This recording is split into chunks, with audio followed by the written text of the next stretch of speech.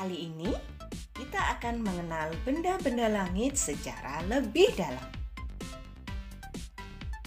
When there's no more hope is left in me, I can see what comes my way, and I'm always no more hope. Ada bintang, planet, satelit, asteroid, komet, meteoroid, meteor, dan meteorit. Bintang adalah benda langit yang bisa memancarkan cahaya dengan massa antara 0,08 sampai 200 kali massa matahari. Bintang memiliki susunan yang unik dan kadang membentuk formasi yang sangat kita kenal. Bintang tersusun atas hidrogen, helium, dan unsur-unsur lainnya. Bintang ada yang memiliki cahaya sendiri. Namun, ada juga bintang yang memantulkan cahaya dari bintang lain yang disebut bintang semu. Cahaya bintang yang kita lihat dari bumi mungkin berjarak puluhan tahun cahaya ke bumi. Cahaya melewati lapisan atmosfer dan terbiaskan karena perbedaan suhu dan kepadatan atmosfer bumi. Maka kita lihat bintang berkerlap-kerlip di langit. Anak-anakku, menurut kalian warna bintang itu apa ya? Baiklah, mungkin sebagian besar akan menjawab warna bintang itu putih. Sedangkan bintang bisa berwarna-warni loh. Iya, berwarna-warni, tergantung suhu permukaan bintang itu sendiri. Jika suhunya sangat tinggi, maka dia akan berwarna biru. Kemudian bisa jadi biru putih, putih. Bahkan jika suhunya sangat rendah, maka dia akan berwarna merah. Bagaimana dengan bentuk bintang? Apakah bulat? Iya, bentuk bintang itu bulat, Nak. Tetapi karena adanya difraksi, maka bintang terlihat berbentuk segi lima yang ujungnya lancip. Oh iya, masih ingat kan kenapa terjadi rasi bintang? Jenis-jenis bintang ada banyak, Nak. Ada yang sangat besar dan ada yang kecil. Dari super giant star yang besarnya 10 kali luminositas matahari. Ada juga bintang raksasa yang disebut giant star. Giant star mempunyai intensitas cahaya per detik luminositasnya hingga 1000 kali luminositas matahari. Bagaimana dengan matahari? Ya, matahari termasuk dalam dwarf, yaitu bintang katai atau bintang cebol. Bintang katai atau bintang cebol adalah bintang yang ukurannya seimbang dengan beratnya. Nah, salah satunya adalah matahari dan lain sebagainya. Matahari adalah bintang yang terdekat dengan bumi. Hal ini menyebabkan cahaya matahari tampak lebih terang dan ukurannya tampak lebih besar. Matahari memiliki volume yang sangat besar, sekitar 1 juta kali volume bumi. Hal inilah yang menyebabkan gaya gravitasi matahari juga sangat besar. Gaya gravitasi matahari kurang lebih 28 kali gravitasi bumi. Hal inilah yang menyebabkan gaya tarik-menarik antara matahari dengan planet-planet dan benda-benda langit lainnya. Anak-anakku, seperti yang sudah kalian ketahui pada pembelajaran minggu kemarin, di dalam galaksi Bima Sakti, tata surya kita memiliki 8 planet yang mengelilingi matahari secara teratur, yaitu Merkurius, Venus, Bumi, Mars, Jupiter, Saturnus, Uranus, Neptunus. Planet Merkurius, Venus, Bumi, Mars, Jupiter, dan Saturnus dapat dilihat dengan mata. Sementara Uranus dan Neptunus harus dilihat melalui teleskop. Para ilmuwan mengklasifikasi planet berdasarkan kriteria tertentu sebagai pembatasnya.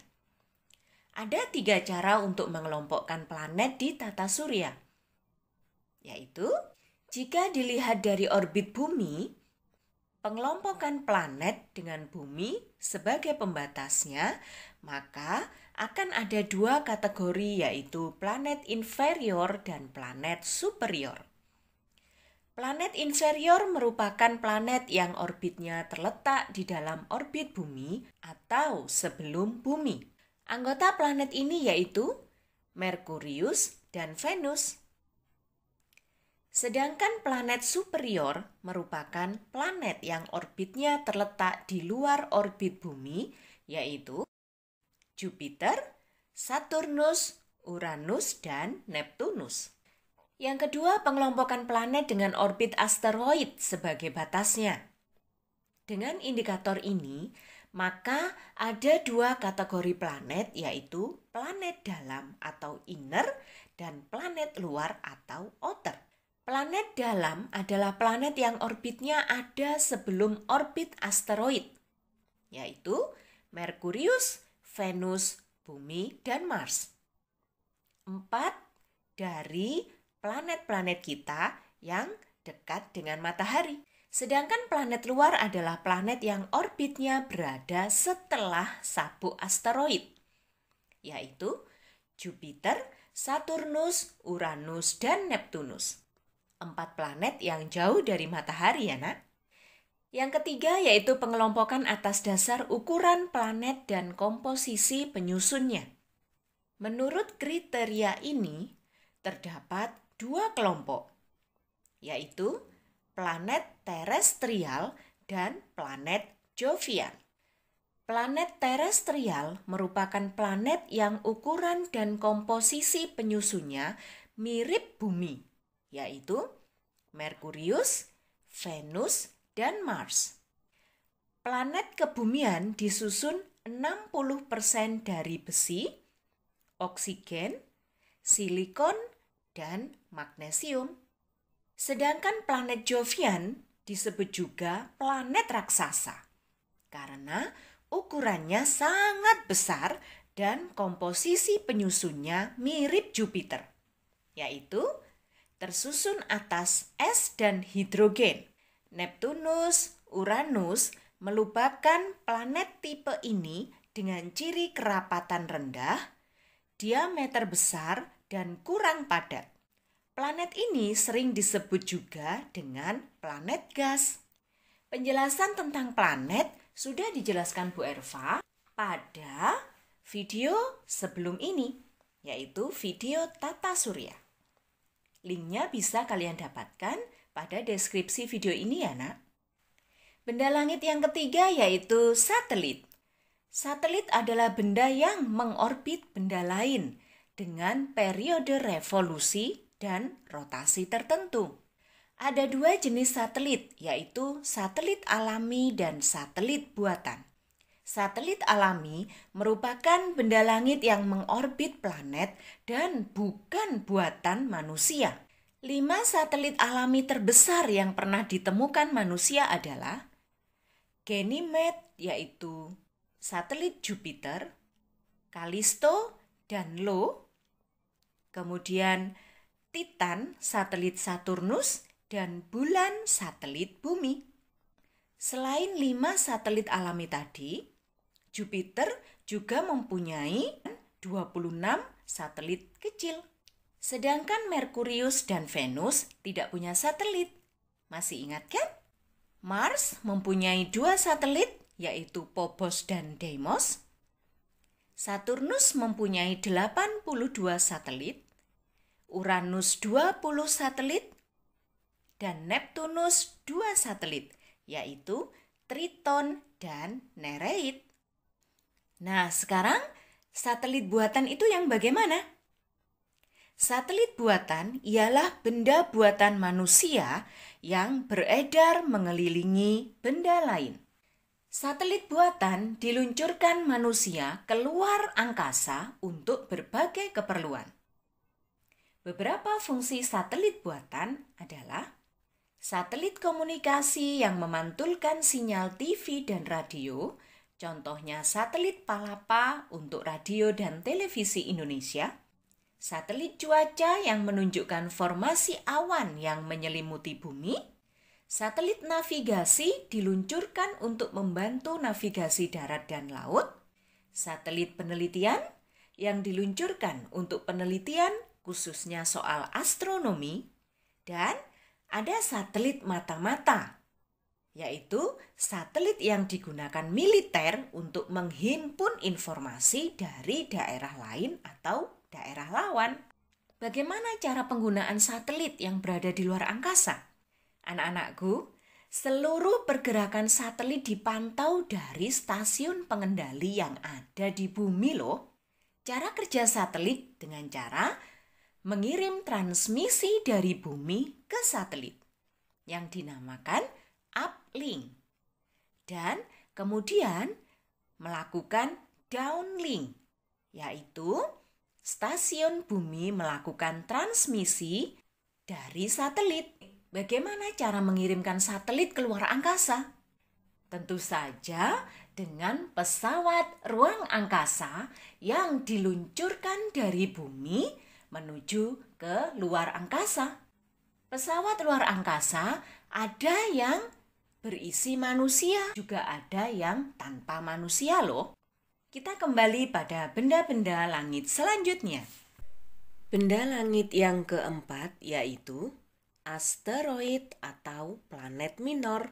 Asteroid ialah benda berukuran lebih kecil daripada planet, tapi lebih besar daripada meteoroid.